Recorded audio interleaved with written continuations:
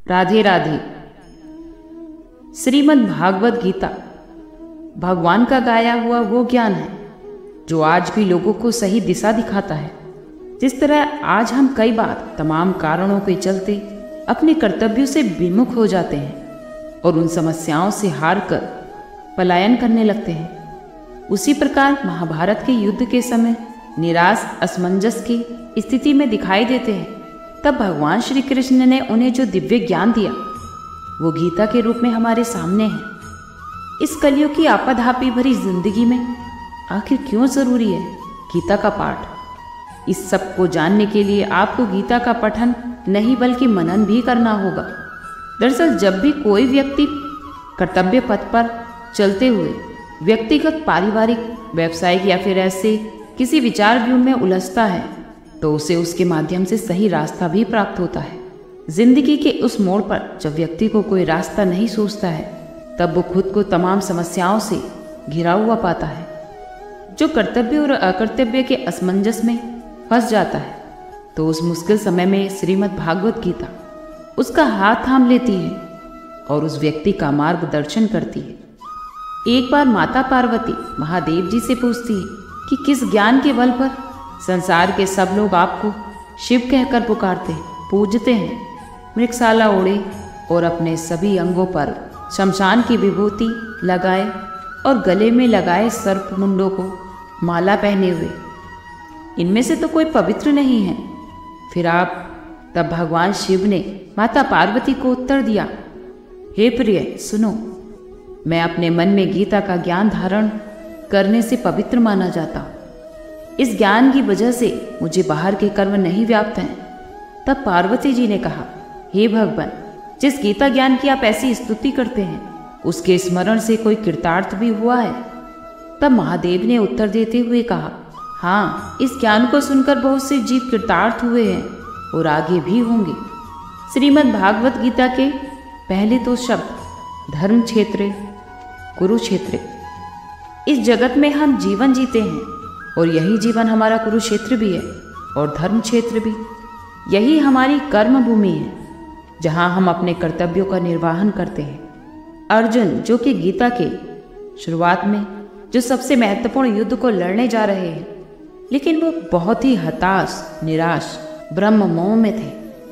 हम भी अपने जीवन में इसी तरह से हताश और निराशा का सामना करते हैं और इन परिस्थितियों में भगवान श्री कृष्ण जो समाधान देते हुए कहते हैं, हृदय की दुर्बलता, सारे भ्रमों को पीछे छोड़ सब कुछ भुलाकर खड़े हो जाओ मेरे साथ। यहाँ पर श्री कृष्ण अर्जुन को केवल शाब्दिक ज्ञान ही नहीं बल्कि प्रायोगिक ज्ञान भी प्रदान करते हैं जिससे उस युद्ध में उन्हें विजय श्री प्राप्त होती है।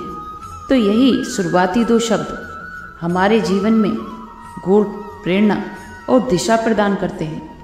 क्या आप ये जानते हैं कि गीता का अर्थ क्या होता है? गीता का अर्थ है भगवान का गीत कहा जाता है। ये भगवान का गीत है, इसलिए गीता का नाम गीता ही पड़ा। गीता में लिखा है कि क्रोध से भ्रम पैदा होता है, ब्रह्म से बुद्धि व्यग्र होती है और जब बुद्धि व्यग्र होती है तो तर्क ही नष्ट हो जाता है और जब तर्क मरता है तो मनुष्य का विवेक नष्ट हो जाता है और उसका पतन शुरू हो जाता है। इस आधार पर ज्ञान और बुद्धि को खोलने वाली बातें लिखी हैं। जब हम शत्रु और समस्या को देखते हैं तो हमें वो बहुत बड़ी और विकराल दिखाई देती है और मन में ये डर भी रहता है कि अगर हम इसमें घुस गए तो क्या होगा? क्या हम अपने जीवन में इस समस्या से बाहर आ पाएंगे? क्या हम जीत पाएंगे? कुछ इसी प्रकार की सोच से दुर्योधन भी गुजर रहा था। दुर्योधन गुरु द्रोणाचार्य से कहता है, बड़े बड़े धनुष वाले युद्ध में भीम और अर्जुन के सामने सूरवीर तथा महारथी राजा द्रुपद, बलवान काशीराज, कुरुचित सुभद्रा पुत्र, अभिमन्यु एवं द्रौपदी के पांचों पुत्र, ये तो सभी के सभी महारथी हैं। इससे हमें यही पता चलता है कि चाहे शत्रु हो या फिर शत्रु के जैसी मुसीबत, उसके बारे में हमें सब कुछ जानना चाहिए। समस्या के हर पहलू से हमें वाकिफ होना चाहिए, उसके हर अंग के बारे में हमें मालूम होना चाहिए, जैसे कि उस स्थिति में दुर्योधन भी कर रहा था। इसमें दुर्योधन आके द्रोणाचार्य से कहता है, हे ब्राह्मण श्रेष्ठ, पांडवों की सेनाओं के योद्धाओं को तो आपने देख लिया, उसके बाद दुर्योधन अपने सेना के महारथियों का परिचय देता है। समस्या के बारे में सब कुछ जान लेने के बाद अपने पक्ष में सोचने की बारी आती है। हमें यह भी जानना होता है कि हमारे पक्ष में कौन कौन से मजबूत बिंदु हैं जिससे हम उस समस्या पर विजय प्राप्त कर सकते हैं। जिस तरह से हम अपने वर्तमान समय में अपने जोखिमों का आकलन करते हैं, वैसे ही दुर्योधन भी अपनी शत्रु की सेना को देखते हुए दोनों सेनाओं के योद्धाओं की बात करते हुए आगे होने वाले युद्ध के लिए तैयार हो रहे हैं। चुनौती को हर तरीके से समझकर ही उससे विजय प्राप्त की जा सकती है। युद्ध में जब तैयारी होती है तो वो दोनों तरफ से होती है। हर पल अपनी विजय की आशा में अपनी सेना को भरोसा देते रहते हैं। प्रेरणा तो हम सभी को चाहिए, जैसे कि हम सभी ने देखा भी है कि कैसे सभी लोग युद्ध को जीतने के लिए अपने प्रयास कर रहे थे। महाभारत का युद्ध ऐसा था कि जिसमें हर बड़ा योद्धा भाग ले रहा था और ऐसे मौके को कोई कैसे छोड़ सकता था। इसमें हमारे लिए ध्यान देने वाली बात यह है कि सच्चा योद्धा वही है जो युद्ध के लिए हमेशा तत्पर रहे, युद्ध को अपना जीवन माने, अपने जीवन की चुनौती माने, परंतु इसके लिए हमेशा तैयार रहे। भगवान श्री कृष्ण कहते हैं कि मनुष्य संभवतः सब कुछ पाने के लिए तैयार रहता है। वो वही पाना चाहता है जो वो पाना चाहता है। हम सभी जानते हैं कि हम स्वतः ही किसी भी चीज़ के अधिकारी हैं, पर हम उसे पाने के लिए दूसरों के आगे पीछे चलना क्यों शुरू कर देते हैं। जब भी हम दुर्योधन के बारे में सोचते तो वो एक ईर्ष्यालु व्यक्ति के रूप में सामने आता है। क्या आप सभी ने ये सोचा है कि हम भी कहीं ना कहीं दुर्योधन जैसे ही हैं? हम ईर्ष्यालु हो सकते हैं। हमें वही चाहिए होता है जो दूसरों के पास है। जो लोग केवल अपने कर्म के फलों से उसकी इच्छा से प्रेरित होते हैं वही संसार में दुखी रहते हैं, क्योंकि जो वो करते हैं उसके परिणाम में लगातार चिंतित रहते हैं। इस दुनिया में ज़्यादातर लोग अपने अहंकार के कारण बर्बाद हो जाते हैं। वो विश्वास और भरोसे से ज़्यादा अपने ईगो को महत्व देते हैं। आदमी का अहम और वहम दोनों ही उसे सफलता की सीढ़ियाँ चढ़ने नहीं देता। एक अहंकारी आदमी की दुनिया उसी से शुरू होती है और उसी पर खत्म हो जाती है। हर व्यक्ति के अंदर किसी न किसी प्रकार का घमंड होता ही है। हर मनुष्य का एक स्वभाव है कि जब हम खुद को जमीन से जुड़ा हुआ पाते हैं तो हमारे नीचे गिरने का सवाल ही नहीं। लेकिन जब हम सफल होने पर खुद को आसमान में ले जाते हैं, अपने दिमाग को चढ़ाने लगते हैं, तब हमें आसमान से गिरने में देर नहीं लगती। अहंकार को अपने दिमाग में घर ना करने दें, नहीं तो आपने सफलता की जितनी जल्दी सीढ़ियाँ चढ़ी हैं, आपको वहाँ से गिरने में देर नहीं लगेगी। एक समय की बात है, रामनगर में एक बूढ़ा आदमी अपने पुत्र के साथ रहता था। उस बूढ़े आदमी ने बीमार होने के कारण अपनी बहुत सी संपत्ति अपने पुत्र के नाम कर दी।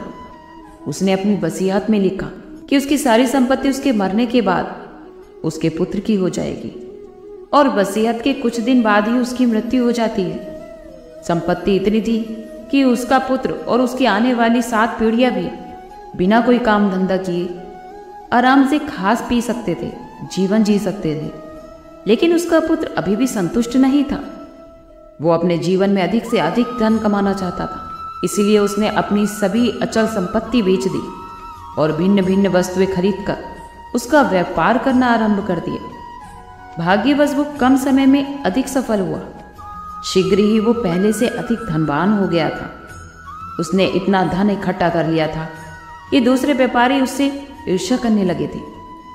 कभी कभी तो दूसरे व्यापारी और उसके मित्र उससे सफलता का रहस्य पूछ लेते थे, तो वो कहता था कि मैं इसलिए उन्नति कर रहा हूँ कि मैं अपने धंधे को समझता हूँ और कठोर परिश्रम भी करता हूँ, और मैं अपने ग्राहकों को भी खुश रखना जानता हूँ, क्योंकि उसने सचमुच व्यापार में तरक्की की थी। इसलिए अन्य व्यापारी और उसके मित्र उसकी बातों पर विश्वास करते थे, ध्यान देते थे। अपनी इस कामयाबी के कारण वो धीरे धीरे अहंकार में डूबता जा रहा था, लेकिन फिर भी उसे अपने धन से संतुष्टि ही नहीं थी। वो अभी भी बहुत सा धन कमाना चाहता था। उसने व्यापार में अपने हाथ पैर फैलाने आरंभ कर दिए थे। शुरुआत में तो उसे व्यापार में बहुत लाभ हुआ, लेकिन उसे अहंकार इतना बढ़ चुका था कि भाग्य की देवी उससे अप्रसन्न हो गई। धीरे धीरे उसे व्यापार में घाटा होने लगा। पहली घटना तब हुई जब माल से भरा हुआ उसका समुद्री जहाज लुटेरों ने लूट लिया। दूसरी घटना में माल से लदा जहाज अरब सागर में डूब गया। उसके भाग्य में कुछ न कुछ अपशगुन उत्पन्न होता जा रहा था। तीसरी घटना ने तो उसे बिल्कुल ही उखाड़ फेंका। वो दर का भिखारी बन चुका था। उसका सारा व्यापार चौपट हो चुका था। उसकी ये दुर्दशा देखकर उसके मित्रों ने पूछा कि ये तुम्हारी दुर्दशा आखिर कैसे हुई। इस पर उसने अपने भाग्य को कोसा और कहा, क्या बताऊं मित्र, मेरा किस्मत ने साथ नहीं दिया। भाग्य की देवी ये बात सुनकर अप्रसन्न हो गई। वो साक्षात ही उसके सामने प्रकट हुई और बोली कि तुम सचमुच बहुत अग्रतग्र हो। जब तक कि तुम सफलता की सीढ़ियां चढ़ते रहे तब तक तुम उसका सारा श्रेय खुद लेते रहे। जैसे ही तुम्हारे हालात विपरीत हुए तुमने भाग्य को धिक्कारना आरंभ कर दिया। इसलिए हमें हमेशा याद रखना चाहिए कि मनुष्य का अहंकार ही उसे ले डूबता है। इस कहानी से हमें यही सीख मिलती है कि अहंकार नहीं करना चाहिए, क्योंकि अहंकार से मनुष्य का सर्वनाश हो जाता है। आज के लिए इतना ही। कल फिर मिलते हैं एक नई वीडियो के साथ। खुश रहिए, स्वस्थ रहिए।